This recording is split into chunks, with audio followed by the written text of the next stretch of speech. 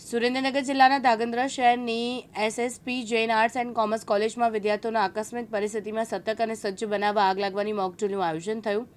Fire વિભાગ, police અને તબીબી વિભાગ દ્વારા સંકલિત કામગીરીનું પ્રદર્શન કરવામાં આવ્યું। ધાંગધ્રાની SSP Jain arts and commerce કોલેજના પ્રાંગણમાં વિદ્યાર્થીઓને આગ જેવી આકસ્મિક ઘટનામાં તાત્કાલિક શું કરવું, કોને જાણ કરવી, કેવી રીતે બચાવ કામગીરી હાથ ધરવી તેની પ્રાયોગિક સમજ મળે તે માટે મોકડ્રીલ યોજાઈ હતી। મારું નામ જાદવ ખુશાલી કમલેશભાઈ છે। હું SY સેમ4માં અભ્યાસ કરી રહી છું। અમારી SSP Jain arts and commerce college Dhrangadhra ખાતે અમારી કોલેજમાં આગ લાગી હતી। ત્યારે અમે 112 ખાતે ફોન કર્યો હતો। ત્યારે ફક્ત 3 જ મિનિટમાં fire fibre station, police station અને તબીબી સારવાર ફક્ત 3 મિનિટમાં પહોંચી હતી।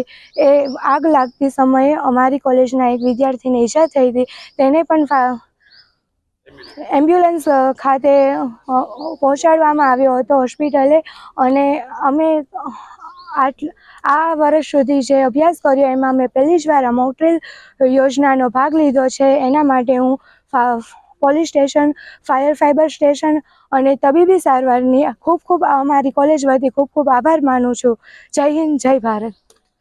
મારું નામ ઝાલા મિતાલીબા અશોકસિંહ છે। હું બીકોમ સેમ4 એસએસપી જૈન કોલેજમાં અભ્યાસ કરું છું।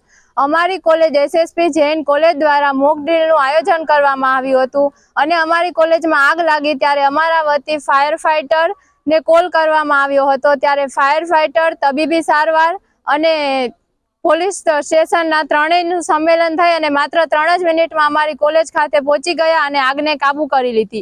અને એક વિદ્યાર્થીને હાનિ થઈ હતી, તેને પણ સારવાર આપી દીધી।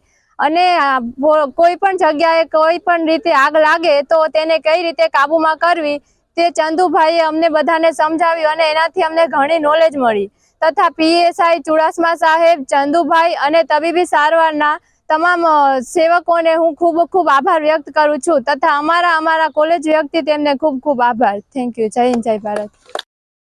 હિતેશ રાજપરા સાથે જયેશ કુમાર ઝાલા, દિવ્યાંગ ન્યૂઝ, ધાંગધ્રા, સુરેન્દ્રનગર।